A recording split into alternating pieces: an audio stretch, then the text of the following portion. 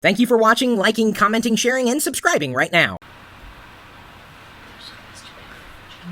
Hello, everybody. It is I. And who are you? I'm, what was that, Dad's Daily Digest or whatever he put? Was that it? I don't know, but you're apparently very popular on my YouTube channel. Well, I appreciate that. It's nice to know that people like to see you, and it's always nice. That's one of the things I liked about City Council that I've talked to about before, because I have told you I'm not a politician, and I've been a member of both parties. Well, I should say three parties, because I've been an independent also. But I was always able to go to City Council, and as long as I knew I had 4 years, I could say what I really felt, and I didn't have to worry about, because I didn't care if I stayed on the council. And so they just kept re-electing me because I did speak my mind. I like to believe that. And then I wanted to thank Matt, because he brought it. He sent me a little reminder, because I had mentioned I liked the flying type games, and if I had Flight Controller, and I wanted to tell Matt, yes, I do. That was one of the very first, I think it was the first game app I put on my iPhone, and I used to drive my wife nuts playing that, but I'd play it all the time.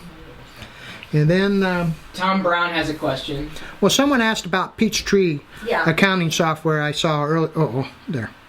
I think that's fine. All the software is good. It has some advantages over QuickBooks. The tough thing about QuickBooks, it's very easy to change.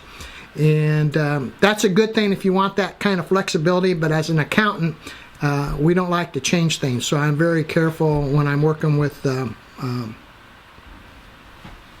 that software, that I don't change things like QuickBooks, that I don't change things I don't want to change. And if you hear a voice in the background, that's my mom, who does not want to appear on camera this time.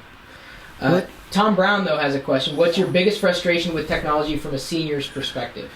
My biggest frustration is when I ask you all, I usually get this question where it goes so it takes me a while to figure out what I'm being told, and I'm more a hands-on type learner.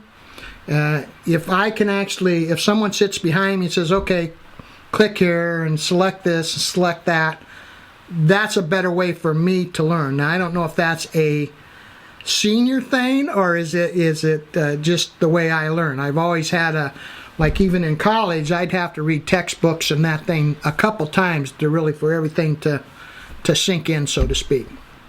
But I was a good student too after the service. I was in the service six years, so I kind of knew what I wanted, and if you know what you want, you work harder for it. But when I was in grade school, in fact, I tried to prove to my kids the worth of studying and how good their dad was when my kids were very small, my middle son, especially because he was having some difficulties at the time. And so I went to my grade school and got my transcript. And I was actually embarrassed to share it with him, but I did. I wasn't a very good grade school student, to say the least. But I have a question from Stacy Ferris. What is your biggest regret in technology? What have you purchased or did not? Stacy Ferris? Yeah. Where's that name? He's right there in the middle. What is your biggest regret in technology? Like PH. Yeah. The reason I did a double take, I went to a university. It was Ferris State College, Ferris, and the name kind of struck me. But what was my... what is your biggest technology regret in terms of what you've purchased that you wish you didn't? Something I purchased. Well, you know what? There really is nothing that I purchased that I really regretted, other than as soon as I purchased item A, it became obsolete because item B came out.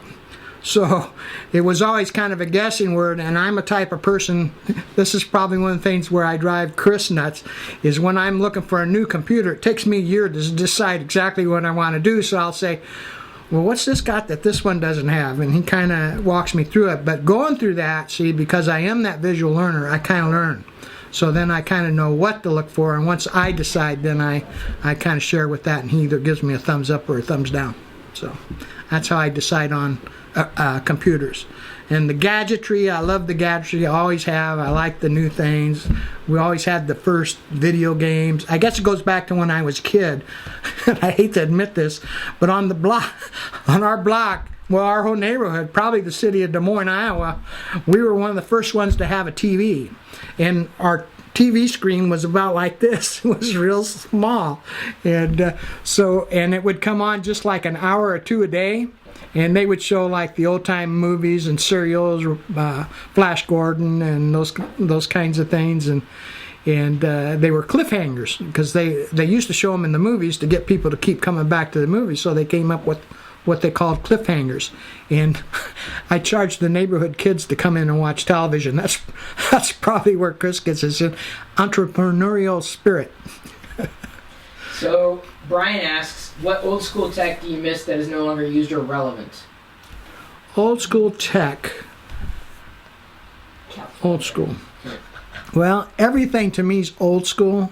I kind of miss, in a lot of ways, sometimes I miss radio. Because, like, when I was traveling, I commuted between Des Moines and Kansas City, Missouri, which is about 220 miles. And I would drive down there, spend a few days, then drive home. During the game, I'm a Cubs fan.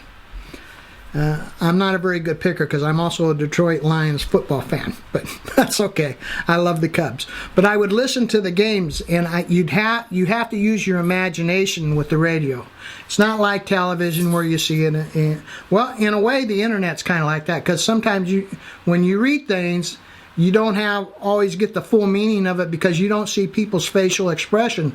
So it's like I say, someone could tell me to go to hell with an email, I'd get very upset. But if he says it in person, I see he's smiling and he's joking, then I know he's joking, and so I know he's doing it in humor. You don't always see that on the internet. That's kind of a bad example, but it kind of gets that out. Do you have any questions from YouTube in front of you? Did you see, it's kind of hard to follow the YouTube comments. They're usually WHO, WI, KDIN. WI was actually, by the way, was one of the first stations in the Des Moines area.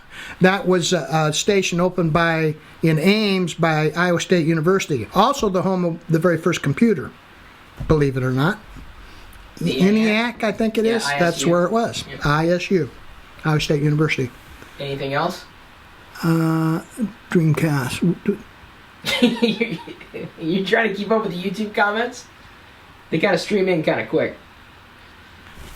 Do you think an independent consultant who is just getting started should have an accountant right away or only once they have?